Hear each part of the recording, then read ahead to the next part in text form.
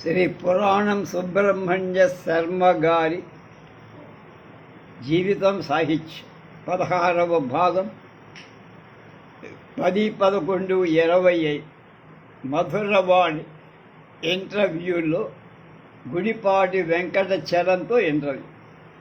చలం గారు ఒక చినిగిన పాత చీర ముక్క లుంగీగా చుట్టుకొని పైన ఒక గళ్ళ బుష్ షర్టు వేసుకుంటారు.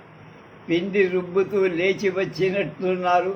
గడ్డం బాగా మాది, జుట్టు రేగి ముఖం ఈశ్వర తేజస్సుతో వెలిగిపోతోంది.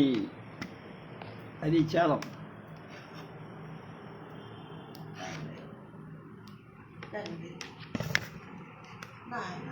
మధురవాణి, నేనెవరినో పోల్చుకోలేరా?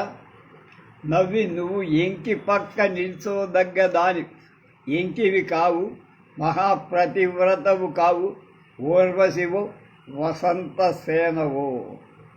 గీశాని కాన్నేను, అప్పారావు గారి అందమైన పాపాన్ని అన్న.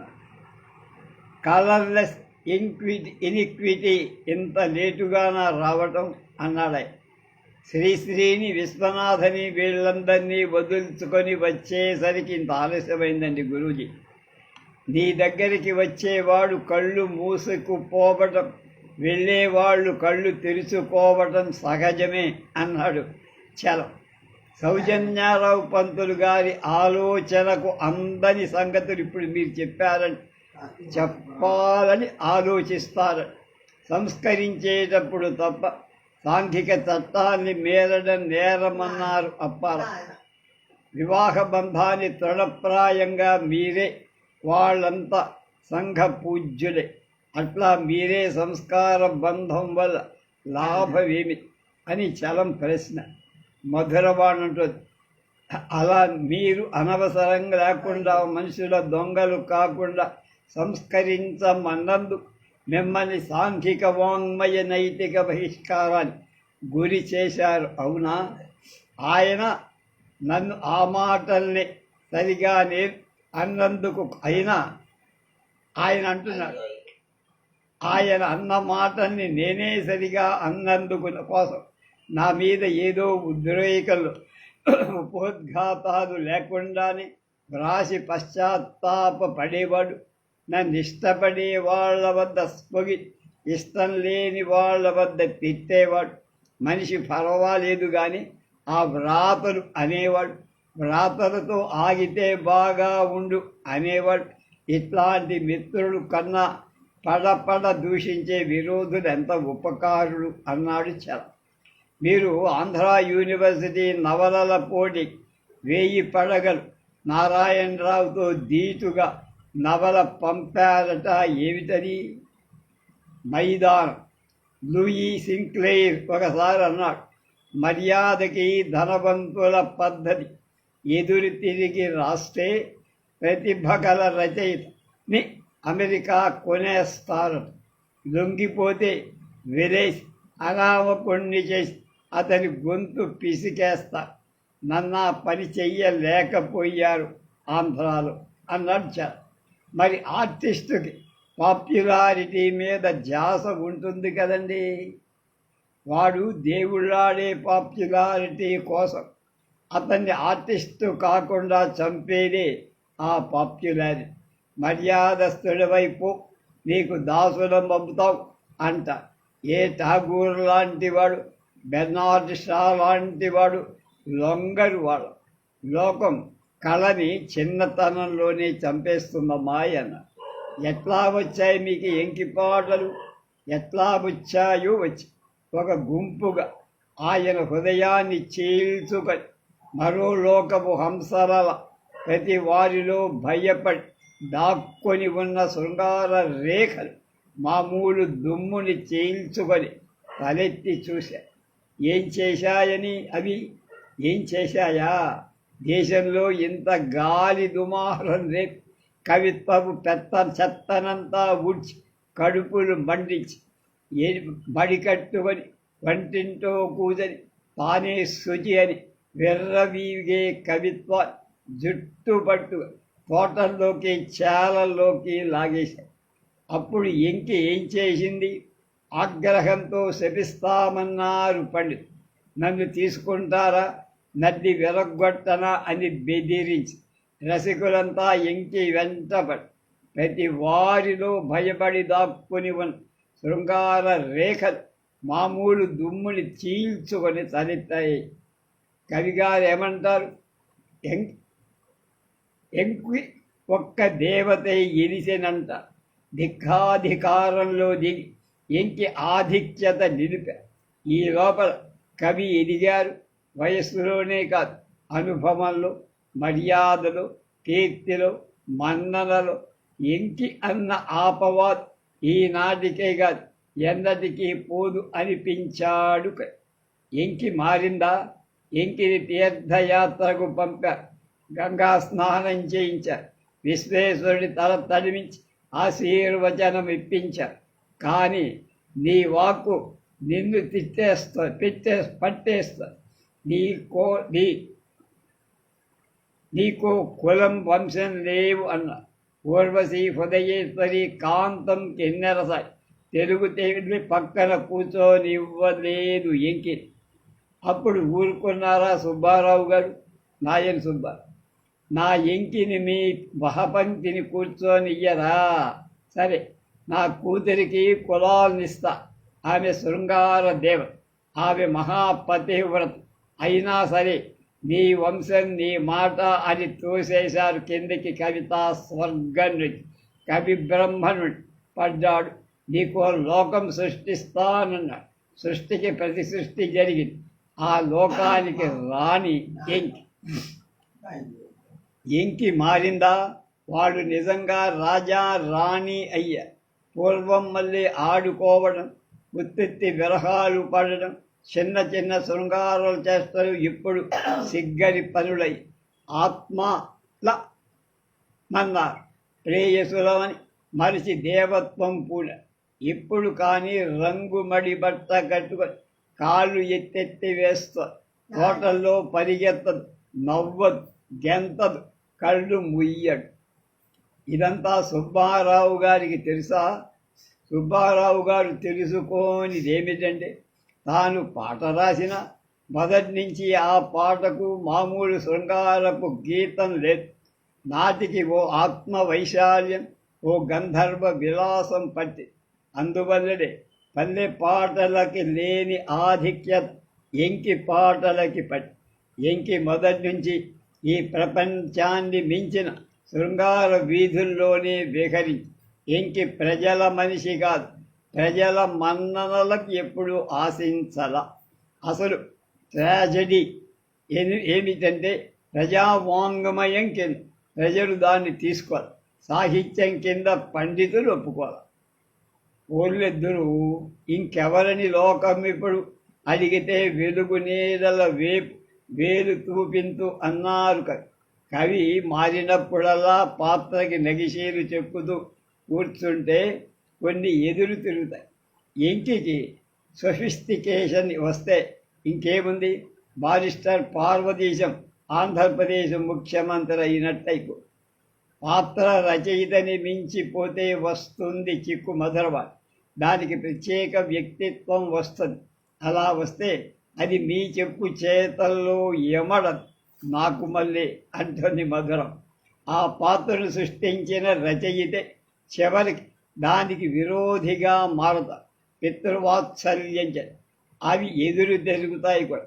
కాంతం వృద్ధాప్యం రాసి మునిమాణిక్యం వారు ఆ తప్పే చేశారు. నాకు పైన వయసుందా? ఇప్పుడు ఎలా ఉన్నానో ఇప్పుడు అలానే ఉన్నా. మాకు డిప్రీసియేషన్ ఉండదు. ఉంటే అప్రియేషనే కాదు. మాతో పాటు మమ్మల్ని సృష్టించిన మీరు ఉంటారు. మీరు గీత దాటితే అంటోంది మధురం. కూతురికి సార గదిలోంచి తొంగి చూసినట్టు చీచి మాట మారుస్తా. మాలపిల్ల సినిమాలో గాంధీ గారి మీద బసవరాజు గారి పాట వినిపించారు, గుర్తుందా? గుర్తుండకేం? కోమటై బుట్టితేనేమి, మా గాంధీ మాలడై తిరిగితేనే. ఏమిటా లేకి మాటలు? అయినా గాంధీని అనుకంగీకరిస్తామని వెధవ కండిషన్లు కుల ప్రసక్తి తేవటం నీచాతి నీచం కదా అన్నాడు చలం. మీరే అలా అనుకుంటే ఇంక నేనేమవ్వాలండి? అప్పుడప్పుడు అనిపిస్తుందమ్మాయి, జీవితంలో విరామం లేని క్షోభనంత ఎందుకు తెచ్చిపెట్టుకున్నానా? నన్ను నేను ప్రేమించిన పెద్దలు, ప్రియురాలు, స్నేహితులు, పిల్లలు కష్టం, విచారం, కోపం ఎందుకు తెప్పించా? ఎందుకు పడ్డాను ఇన్ని కష్టాలు? ఈ వెలేమిటి, ఈ అపనిందేమిటి, ఎన్నటికి మాయని ఈ అపవాదులేమిటి? మీరు సత్యమని నమ్మిన దాని కోసమని మధురం. పద్యవసానం ఏమీ కనపడు, ఏడవని వ్యధత లేని సత్యమనేది ఉండని ఉండకపో. నేను ఏనాటికి ఏది సత్యం అనుకున్నాను దాన్ని అనుష్ఠించకుండా నిలవలేదు. చిన్నప్పుడే ఆడపిల్లల గొడవల్లో తలపడ్డారటగా. మీ మొదటి గొడవ గుర్తుంటే ఏమైనా చెప్పండి. ఎం మొదటిసారి కనపడ్డప్పుడు అమ్మాయి పేరు ఎం ఏదో తెలియదు మరి. చిన్నది, ఇంకా 12 ఏళ్ళు. 2 మాటలేవో మాట్లాడాను. ఇన్నాళ్ళు ఎక్కడ దాక్కున్నావు, నాకు కనపడక అన్న. ఓసారి స్తంభం పక్కన ఆమె ముద్దు ఉంటే చూసి భ్రమపడ్డా. నేను పెళ్లి చేసుకుంటానని అరవబోయి సిగ్గుతో నోరు మూసు. ఎండాకాలపు మధ్యాహ్నాలు నేను బీపాకలో మా పెట్టి బండి విడిచి ఉంటే దాంట్లో ఎక్కి కూర్చునేవాడు. వెళతానని అనకుండా ఓపిక గంటల కొద్దీ కూర్చులే. ఆమె భుజానికి బండికి మధ్య నా వేలు నలుగుతుంది. మెల్లగా నా మెడ క్రింద ఆమె పెదవులు కదిలాయి. అది ముద్దు అవునా కాదా అని. ఈనాటికి తర్కించుకుంటూ ఉన్నారా పాపం ఈ వయస్సులో? ఇప్పుడైతే బాగుండదు. మర్యాదస్తురాలు, పెద్ద కుటుంబానికి అధికారి ఆమె. మీ చిన్నతనం ఎదుగుతున్న ఆడపిల్లలతో, ఆటలతో, సరసాలతో, నాటకాలతో గడిచింది. ఆ కాలం చిన్నప్పటి నుంచి దూరంగా ఉండే నా బాలమిత్రురాళ్ల కోసం ఏడ్చేవాణ్ణి. మరి అంత చిన్నప్పుడే పెళ్ళెందుకు చేసుకున్నారు? చిన్నప్పుడే నిబంధ 1911లో స్కూల్ ఫైనల్ చదివే నాటి పెద్దల బలవంతంతో నా పెళ్ళయి. కారణం లేకుండానే నాకు పెళ్ళంటే అయిష్టం. అది కాక అప్పటికే నాకు 3 చిన్న పిల్లల మీద ప్రేమ. కుల వివాహం పట్టింపుల వల్ల చేసుకోవాలి. వాళ్లతో కలిసి ఉండటానికి వీల్లేదు. ఎంతో బాధపడుతున్నా, గుంజుకున్నా కూడా నాకు పెళ్ళి వద్దని గోలబెట్టి పారిపోదామని అనుకున్న ఇల్లు కదలని వాడని సుకుమారిని, అర్భకుణ్ణి, అనారోగ్యాన్ని ఎక్కడికి పోగలను? మీ ఇంటి పేరు గుడిపాటి ఎలా అయ్యింది? మా మాతామహుడు గుడిపాటి వెంకట్రామయ్యగా సెటిల్మెంట్ ఆఫీసరుగా రిటైర్ అయ్యా. దివాన్ బహద్దర్ కూడా. ఆయన నన్ను దత్తత తీసుకున్నారు. మా నాన్న కొమ్మూరి సాంబశివరావు, వెంకట సుబ్బమ్మ మా తల్లి అంటే కొమ్మూరి సాంబశివరావు గారి బంధువు. నాకు పుట్టుకతో పార్శ్వపు తలనొప్పి మైగ్రేన్ ఉండే. ప్రేమ కోసం, ప్రేమించబడటం కోసం అంత యావ చిన్నప్పుడు మీకు ఎలా ఏర్పడింది? మా నాన్న అస్తమానం నన్ను కొట్టేవాడు. చదువు పేరు చెప్పి కొట్టేవాడు. నా చిన్నతనమంతా అనారోగ్యంతో, తండ్రి పట్ల ద్వేషంతోనే గడిచిపో. నేను అమ్మా నాన్నల ప్రేమ ఎలాంటిదో ఎరగ. ఆ కఠినతరమైన గాఢ ముద్ర ద్వేషం తరువాత జీవితంలో ప్రేమ కోసం, ప్రేమించబడటం కోసం అన్వేషణగా మారిందనుకో. మీరు చిన్నప్పుడు ఏవేవో ప్రతిజ్ఞలు చేశారట గురూజీ. ఎన్నిటికీ పెళ్లి చేసుకోకూడదని, పెద్దవాడు బలవంతాన చేసినా పిల్లల్ని కనకూడదని, పిల్లల్ని కన్నా వాళ్ళని ఏడ్పించకూడదని, వాళ్ళు ఏడ్చినా ఏమైనా సరే వాళ్ళని కొట్టకూడదని అనుకున్న తీవ్ర. మొక్కపాటి రామమూర్తి ఎవరు? రత్నమ్మ రామ్మూర్తి బారిస్టర్ పార్వతీశన్ రాసిన మొక్కపాటి నరసింహశాస్త్రి గారితో బ్రహ్మ సమాజంలో కలిసి మాతో ఉన్నాడు. కృష్ణశాస్త్రి కృష్ణపక్షం బుద్ధు కృష్ణ వైతాళికులు అంకితం తీసుకున్న గొప్ప మిత్. నేను నా మొదటి నవల శశిరేఖని రామ్మూర్తికే అంకితమిచ్చి కృష్ణశాస్త్రి ఊర్వశికి, అవును రత్తమ్మ రామ్మూర్తి మరదలు, కొన్నాళ్ళు నా వద్ద పాఠాలు చెప్పించుకునే. మేమిద్దరం ఆ బలమైన ఆకర్షణ నుంచి బయట పడలేక రామ్మూర్తి చాలా బాధకు గురయ్యారు. చలానికి దూరమైన మళ్ళీ కలుసుకున్న. చివరికి సుళ్ళూరుపేట రైల్వే యాక్సిడెంట్లో రత్తమ్మ పోయింది. రామరా, మీ ఆదర్శ స్త్రీ లోపరహితమైన ఈ భూమి లిమిటేషన్స్ నుంచి సంచరించేది. ఓ స్త్రీ నాతో మెలుగుతూ ఉండే. ఆమె నా స్వప్న రాణి. ఆమె నా భూమి మీద అలభ్యమని తెలుసు. అందుకనే నేను ప్రయత్నించి ఉన్నతుండై ఆమెను అందుకోవాలని చూసేవాడు. నేను వాంఛించే వెలుగు వైశాల్యం అన్నీ ఆమెలో లభ్యమవుతాయని ఆశపడేవాడు. ఎక్కడ ఎక్కడ ఎక్కడ అనే అన్వేషణలను ఆవలి. దీక్షితులు గారి మీకు ఎలా కలిసింది లంగరు? రాజమండ్రి ట్రైనింగ్ కాలేజీలో 1922-23 ప్రాంతంలో టీచర్గా ఉన్నప్పుడే దీక్షితులు గారితో చింతా దీక్ష పరిచయం. నా చేత రుక్మిణి అనే మొదట కథ రాయించిన కొడాలి ఆంజనేయులు గారి సాహిత్యలో వేసేలా చూశారు. నన్ను కథకుడుగా ఆంధ్రదేశంకి పరిచయం చేసింది ఆయనే, దీక్షితులు గారు. 1936లో నన్ను రమణ మహర్షి దగ్గరకు తీసుకువెళ్ళి భగవాన్ పరిచయం చేసింది కూడా దీక్షితులుగా.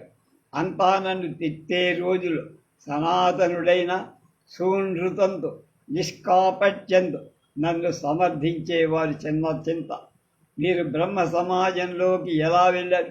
రఘుపతి నాయుడు గారంటే నాకు భక్తి, ప్రేమ, ఆయన వల్ల నా జీవితం నైతికంగా ఆధ్యాత్మిక చాలా ప్రభావితమై నేను కాకినాడ కాలేజీలో బ్రహ్మ సమాజ ప్రార్థనలు చూడగానే నాకు చాలా సహజమైన చోటికి వచ్చినట్లు అనిపించి నాకు నీతి వర్తన మీద పట్టుదల ఎక్కువ. నా శశిరేఖ నవలలో కొంత అదే నా గొడవ. మళ్ళీ అందులోంచి ఎలా బయటకు వచ్చేశారు?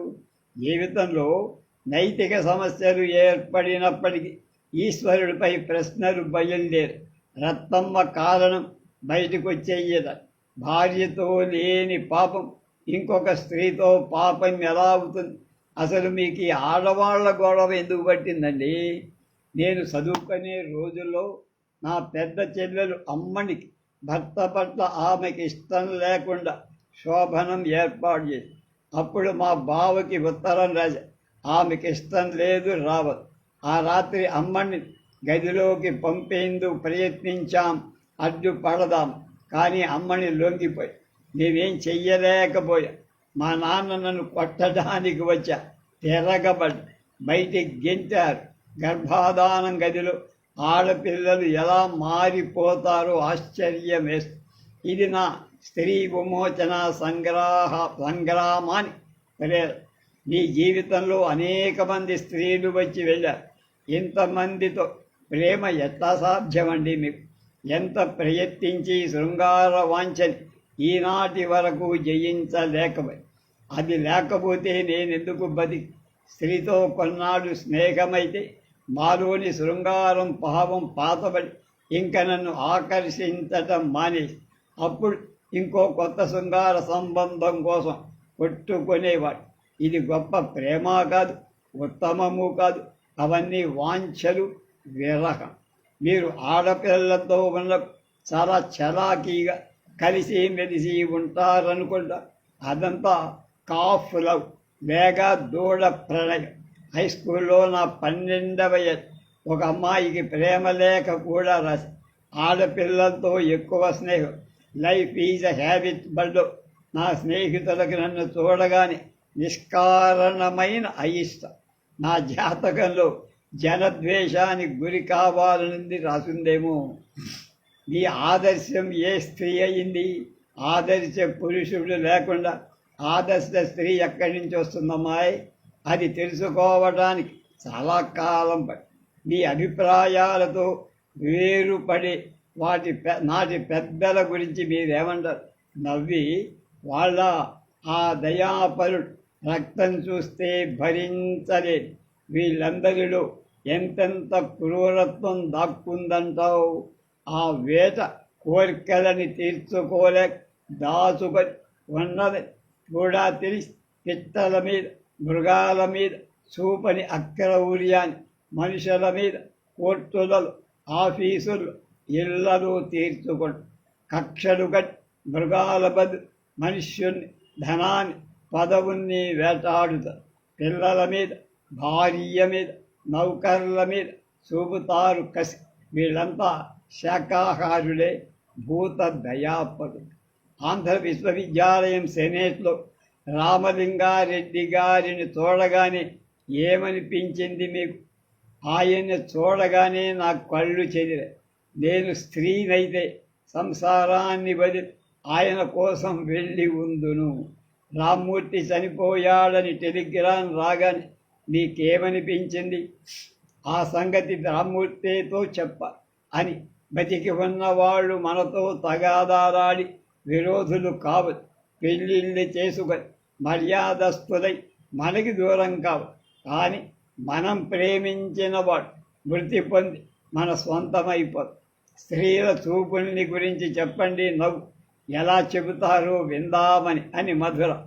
వెరుషుణ్ణి వెదుక్కోవటానికి అలవాటు పైన స్త్రీ చూపు అదో విధం. వేశ్య చూపు వేరు, అవి ధనం కోసం వెతుకు. ఈ స్త్రీలు చూపులు మోహాల కోసం కాదు, అవయవాల కోసం వెతుకుతున్నాయా అన్నంత అసహ్యంగా ఉంది. కొంతమంది స్త్రీలలో ఆకర్షణ ఎంతైనా కళ్ళ వైపు, పెదవుల వైపే నిలుసు. పోతన్న గారిని ఏడిపించారటగా నవ్వు. అవును, కన్ను దోయికి అన్యకాంతలడ్డంబై మాతృభావన చేత మరలువాడు అన్నాడు పోతనగా ప్రహ్లాదుని. 5 ఏళ్ల పిల్లాడి అన్ని ఆలోచనలా అని విస్తుపోయా. ఈ మాట ఆరుద్దరు కూడా. మీది శ్రీరాముడి పార్టీయా, కృష్ణుడి పార్టీ? ఆ ధర్మమేదో రాముడికి తెలియదు, తన ధర్మమేదో రాముడికే తెలియదు. ప్రజలు తప్పు అనుకున్నదాకా చెరబడ్డ భార్యని స్వీకరించి గర్భవతిని చేయడంలో ఏమీ వికృతం కనపం. సీతని పరిచయించాలని వశిష్ఠుడు బోధించేదాకా ఆ చక్రవర్తికి కర్తవ్యం తెలియలే. ఇన్ని శాస్త్రాలు చదివిన ఆ ధర్మస్వరూపుడికి తన కర్తవ్యం తెలిసినంత తరువాతైనా సీతతో ఎదుటపడి మాట్లాడలే. అతని బాధని, ధర్మనిష్టని అంత మహాపతివ్రత అర్థం చేసుకోదని భయం. పిల్లల కోసమన్నా తగాదా పడుతుంది. అందుకని ఈ బద్ధం వాల్మీకి ఆశ్రమం చూపిస్తానని ఈ ఘోరాలన్నిటిలో రాముడు ఎంత అల్పుడయ్యాడు ఈనాటికి తెలియదు ప్రజలకంట. అలా ధర్మానికి హృదయానికి మధ్య మధ్యనపడి పాత్రని సృష్టించాలనుకున్నాడేమో వాల్మీకి. అట్లా అంటే తగాదా ఏం లేదు. ఆదర్శ పురుషుడు అంటేనే కృష్ణుడే అయితే ఎవడివిరా నా భార్యని ఎంచుతావా అని వాణ్ణి హతమార్చి ఉండేవాడు. ఎన్నటికీ వశిష్ఠుడు అడగడు, అసలు నోరెత్తనీయుడు. ఒక్క సీతతో రాముడికి ఇన్ని సమస్య, 16,000 మందితో ఏ సమస్య లేదు. కృష్ణుడు నువ్వు విష్ణుమూర్తి అవతారానివని చెప్పాలి. శ్రీరాముడు తనే భగవంతుడని శ్రీకృష్ణుడికి గాంధీ గారిని గురించి మీరేమంటారు?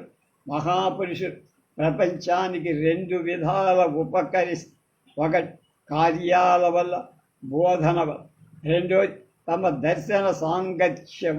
గాంధీ గారిని ఎదిగినవారు ఆయన పనుల కన్నా, వ్రాతల కన్నా ఆయన గొప్పవారు. అంటే నిజమైన గొప్పదనం సంపాదించారన్నవాడు. ఎందుకంటే మనిషి లోపలి గొప్పదనం ఎంత సంపాదిస్తే అంత విలువ, బరువు అతని పనులు, మాటలు. ఆ సంగతే చాలామంది ప్రజానాయకులు గమని. వీరేశలింగం గారు ఏమవుతారు మీకు? ఏ పద్ధతిలోనన్నా ఒక మూల గట్టిగా ఊపే యోధుడు బయలుదేరాడు. తక్కిన బిల్డింగ్ అంతా త్వరలోనే కూలుతుంది. వితంతు వివాహాలు సాధించిన వీరేశలింగం గారు స్త్రీనీతి చట్టాన్ని వెక్కిరించిన చలంకి పిరుచువల్ పాద. కథలు బాగా రాయటానికి చదువుకోవాలా గురూజీ? చదువుకోకపోతే ఇంతకన్నా మొదలు పంచి కథలు రాద్దు. రాయగల టాలెంట్ మనిషిలో ఉంటే చదువు పాండిత్యం చాలా అవసరం. శ్రీశ్రీ మీకు ఎలా పరిచయం? రుక్మిణీనాథ శాస్త్రి గారు నాకు శ్రీశ్రీ కవితాన్ని తెరిచారు. కమ్యూనిజం గురించి మీరేమంటారో వినాలను. కమ్యూనిజంలో ఉండే గొప్ప శక్తి ఏమిటంటే ఏ విషయాన్నైనా సరే ఆరోగ్యం, విద్య, ఆర్థిక విధానం, దేవుడు, నీతి, దేనికైనా సరే పాత బూజనుదులు ఈనాటి ప్రజాక్షేమ దృష్టితో చూడగలగటం. మరి పెద్ద బలహీనత ఏమిటంటే సిద్ధాంతంలోంచి తప్పు దేనిని చూడలేకపో, దానికి విరుద్ధమైన దాంట్లో సత్యం కనపడకపో. ఎంత తర్కంలో, సత్య ప్రదర్శనలో కూడా కమ్యూనిస్టు విశ్వాసాన్ని చెలింప చెయ్యలేము. అది వాళ్ళ బలం. కమ్యూనిజానికి తిరుగు లేదంటారా చలాంజీ? కానీ ప్రపంచ చరిత్రలో ఎంత గట్టి విశ్వాసాలు, వాటి గుడ్డితనం వల్ల అవి బద్దలై నూతన సత్యానికి దారు తప్పుకొని ఊడ్చుకుపో. శ్రీశ్రీ మహాప్రస్థాని మీరు రాసిన ఇంట్రో అనే పీఠిక అన్నం కంటే ఆవకాయ ఎక్కువ తిన్నట్లయింది. కొంచెం ఆవకాయతో కంచంలో మర్డర్ జరిగిన ఇంప్రెషన్ కలిగించదు.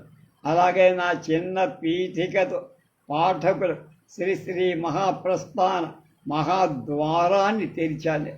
మరి గూటాల కృష్ణమూర్తి లండన్లో వేసిన 750 మహాప్రస్థానంలో మీ యోగ్యతా పత్రం లేదని మీకు తెలుసా?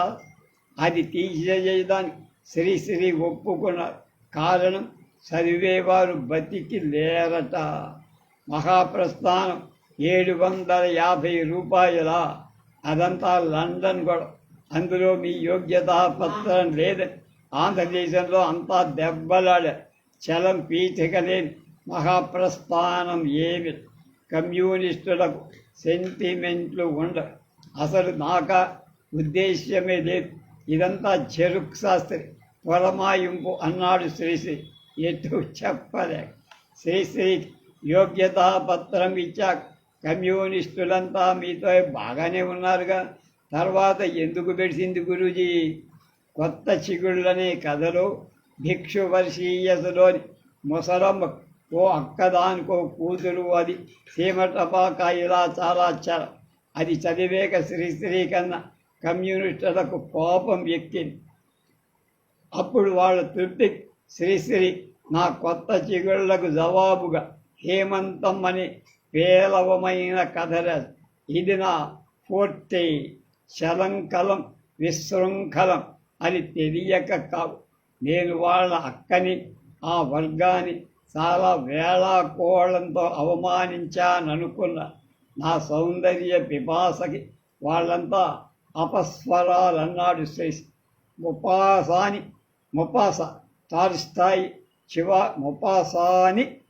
టాల్స్టాయ్ చివాట్లు పెట్టినట్టు భిక్షువర్షీయచి చేత నాకు చివాట్లు పెట్టించాడు శ్రీశ్రీ. మీ నిరీశ్వరవాదం ఎప్పుడు ఆరంభమైంది? రవి మరణంతో 1929లో. మీ రచనలు కొన్ని అనువాదాలు, అనుసరణలు ఉన్నాయి. మూలం ఫలా అని చెప్పలేమని మీ మీద ఓ ఆరోపణ. దైవమిచ్చిన భార్య, వెల్స్, పాల్ కెయిన్ల సోషలిస్ట్ ఫ్రెండ్స్, ఉమెన్, దౌ గిస్ట్ మీ. ఈ ప్రభావాలు ఉన్నమాటలు నా ఆశయాలకు, ఆలోచన దగ్గరగా ఉన్న వాటిని అన్నీ తీసుకు. ఫ్రెంచి నవలారచ మార్షల్ ఫ్రస్ట్, జర్మన్ నవలారచిత డబ్బూనిన్ హెర్మిన్ల నుంచి కూడా ప్రేరణ పొందారు. ఇబ్సన్, షా, రస్సెల్ల రచనలు అవుపోసనపడి ప్లాటో, రూసో, మార్క్స్, బర్క్లీ మొదలైన రాజకీయ, సాంఘిక, శాస్త్రవేత్తలందరినీ చదివారు. వర్డ్స్వర్త్, కేతు, బైరన్, షెల్లీల కవిత స్రవంతులు తరిమి తీరాకు. అయితే ట్రాజడీ ఏమిటో చెప్పమంటావా? అయ్యో, దాపరికెందుకు చెప్ప. మన సాహిత్యంలో అభిప్రాయాలు, ఆలోచనలు కొత్త మార్గాన్ని తొక్కిన వాళ్లలో నేనొక్క. అయితే నేను నా రచనల మూలం ఫలా అనాది రాసిన పబ్లిషర్లు దాన్ని తీసేయడం, అచ్చులో అన్నీ శాంతంగా రావడం, సొంతారుగా రావడం జరిగాయి. అందువల్ల చలం పెద్ద దొంగ అని మీరంతా అనుకున్నారు. మీ పేరుతో వస్తే చాలనేవాడు ప్రచురణకర్త. చివరకు విసిగి నేను పట్టించుకోవటం మాని. మీ అమ్మాయికి సౌరీస్ అని పేరు పెట్టారు. ఎలా? నీకు మధురవాణి అనే పేరు ఎలా తెలియదు చెప్పండి. అలనాటి నాటకం విప్రనారాయణుడు దేవదేవి అక్కగారు మధురవాణి. అక్కడి నుంచి లాగారు అప్పారం. అలాగే సౌరీస్ అనేది ఒక ఆంగ్ల నవలలో ఫ్రెంచి కథానాయిక. 1921 చాలా ముఖ్యమటగా మీ జీవితంలో. అవును, ఆ ఏడాది ఏప్రిల్ 13 సౌరీస్ పుట్టి. హాస్పిటల్లో ఉండగా నా మొదటి నవల శశిరేఖరాజు ముద్దు కృష్ణతో కలిసి కొన్నాడు జ్వాల పత్రిక నడిపి. ఆ కాలంలోనే 1000కి డాక్టర్ రంగనాయకమ్మ వీలుగా ఉంటుందని మకాం బెజవాడ రంగనాయకమ్మ గారి ఆసుపత్రి భర్తహీనుల సంఘ బహిష్కృతలు ఎంతోమందికి ధర్మశ. నా భార్య మొదటి మహిళా జీవిత బీమా ఏజెంట్. నేను నా స్టూడెంట్స్తో కలిసి నాటకాలు ఆడేవారు.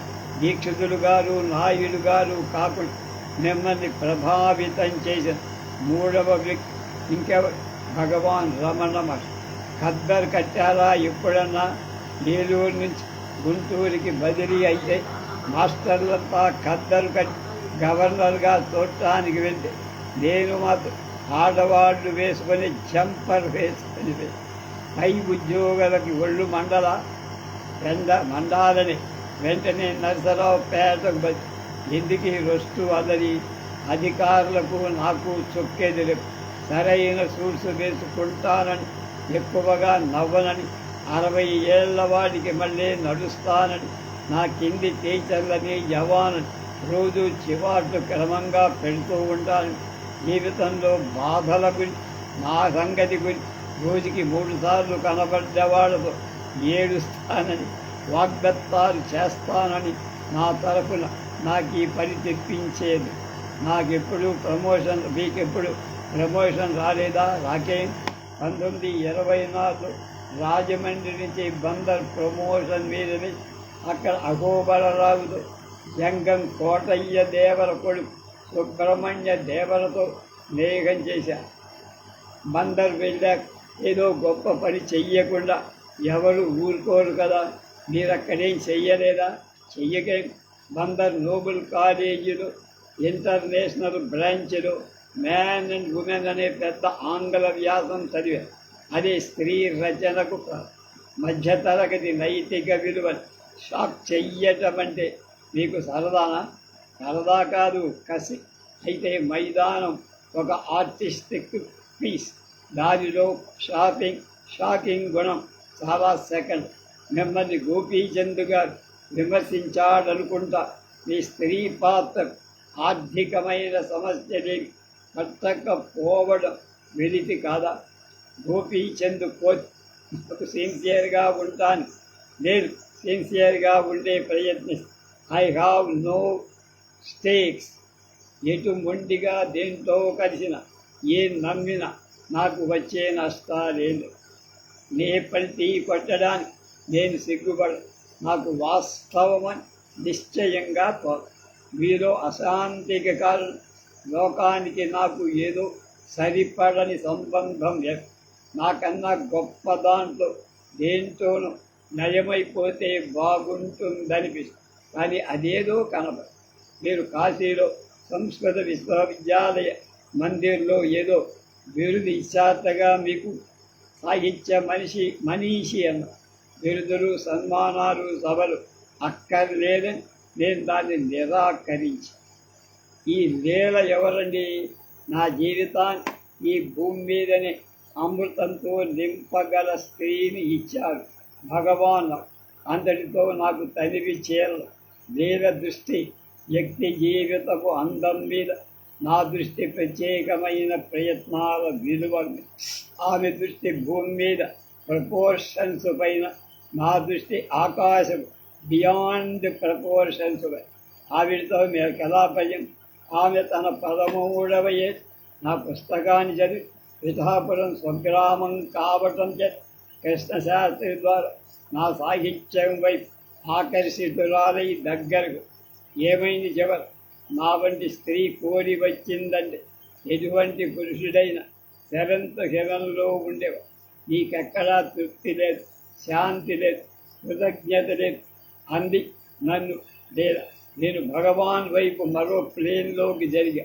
దాని ముందు తన ఇన్ఫీరియర్గా ఫీల్ అయ్యి, దాంతో ఆమె అధికంగా పైకి లేచి 49-19లో వీరు నన్ను వదిలి వెళ్ళి, ఎవరు మీకు ఉత్తరం రాసినా జవాబు ఇస్తారట.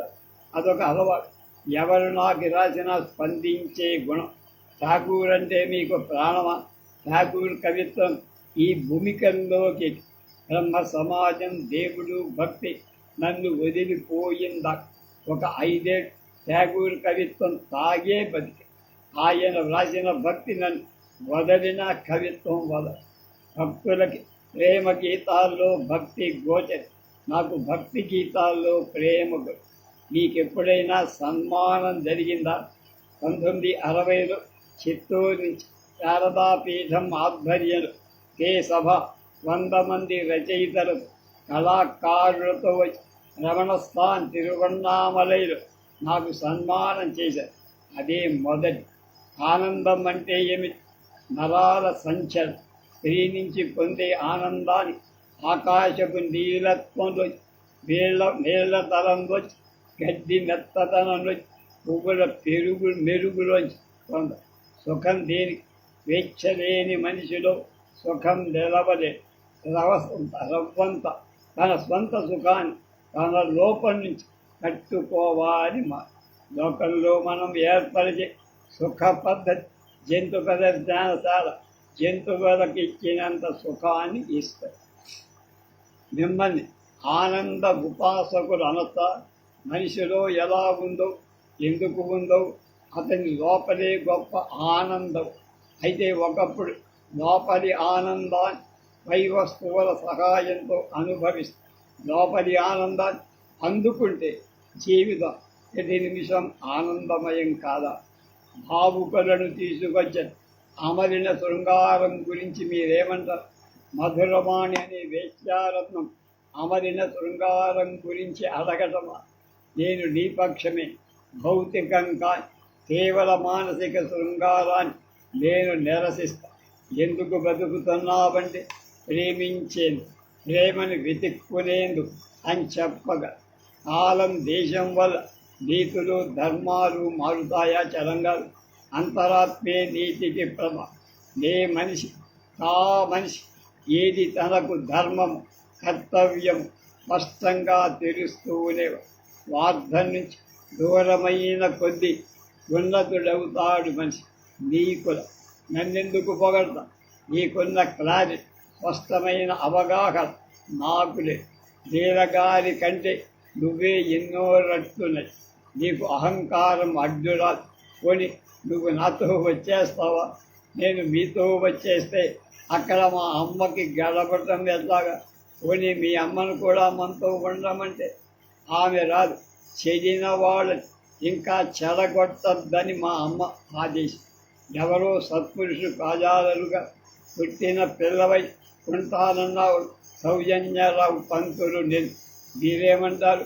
నిన్ను చూశాక కాలు జారకుండా ఉండటం అప్సర్డ్ అంట. నవి ఆ ఒక్కటి చెప్పండి. దేన్ని సౌందర్యం అనదు?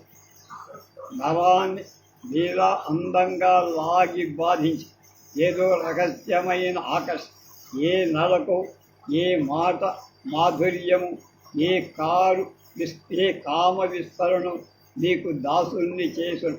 నన్ను పట్టించారేమిటి? వాళ్ళ హవలికలు, ఉపమానాలు అందని నీ స్వభావం ఆత్మకు సంబంధించిందైవ.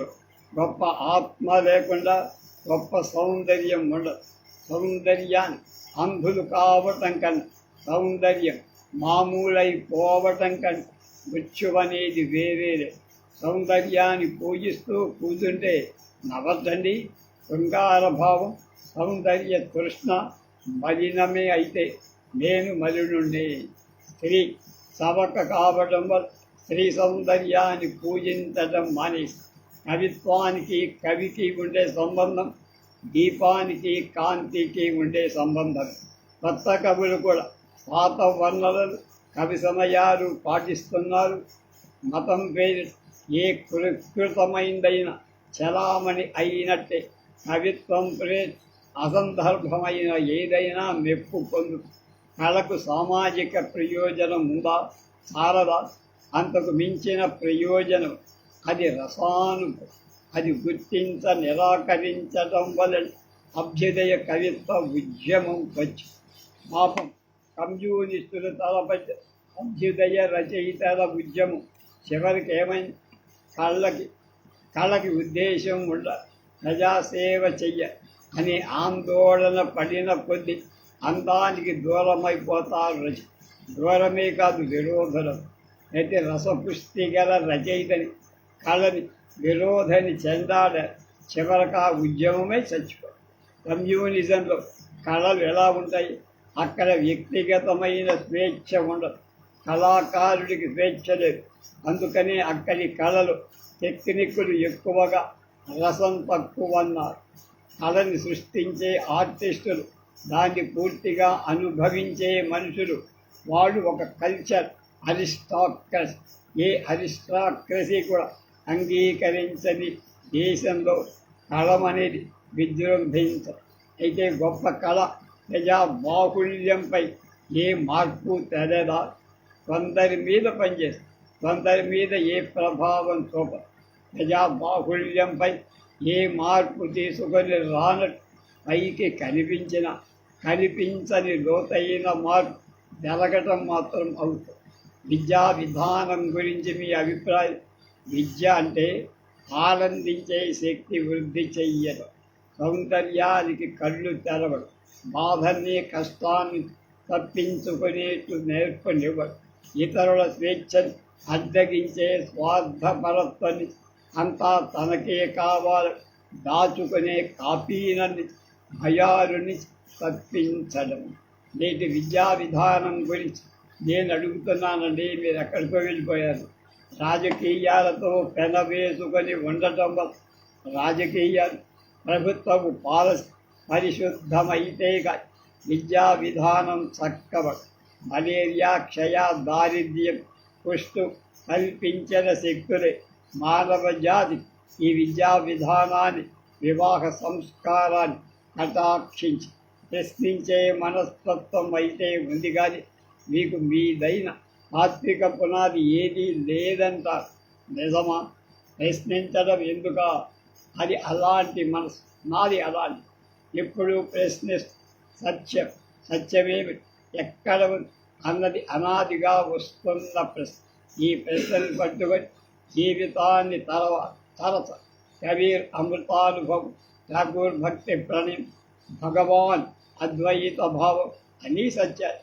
చాలా వరకు ఆధ్యాత్మిక విద్య అంటే సబ్ కాన్షియస్ని తరచటంలాగా చెట్టు కాలం ఫలితంగా పువ్వులు పూసిన ఏ కొద్ది మందిలోనూ గొప్ప అందం, ఆదర్శం ద్వేషించిన ప్రపంచం వాళ్ళ అడుగుదారులలో ముందుకు నిరంతరం మానవ జాతి నిలవని నిద్రపోని వెతికించే ప్రోద్బలమే నా రక్తంలో కూడా పలుకుతాం. అన్వేషణలన్నీ నిరర్ధకాలు, అబద్ధాలు అయితే నా ప్రయత్నం కూడా నీ అన్వేషణ యొక్క నీ పెదవుల కళ్ళ చేతుల్ని నా వాటిని చేసుకోలేదు. నిన్ను కావలించుకోగలను. చలం మధురవాణ్ణి కావలించుకుంటా. ఆమె చలాన్ని ముద్దు పెట్టు గాఢ క్షణాలను తిమ్మని పంచి పరిగెత్తిపోయే స్వల్ప ఆనందాలతో సుఖపడ. ఏదో ఒలుకుతుందని నమ్మి మాటి చావని వేదాంతం. నేనంటే మధురవాణి ఉండదు అంటే లోకమే ఉండదు. ఎలా ఉంటుంది? నేను లేకపోయాక కానీ ఉంటుందే ఎలా ఉంటుంది? జీవితం మీద మనసు అంత ఆసక్తి ఉంది, అంత అనురాగం వల్లే ఉంది. అందువల్లనే నేను లేకపోతే లోకం ఏది అనే అహంభం. మధురవాడు అంతేనా? ఆవులు పంపే ఏది ఒక చిన్న ముద్దు అన్నట్టు పాలింది. నిజమే. నవంబర్ 1991, జనవరి 1992లో ఈ వ్యాసం అందులో పడి రేపు గురువుగా విశ్వనాథ సత్యనారాయణ గారితో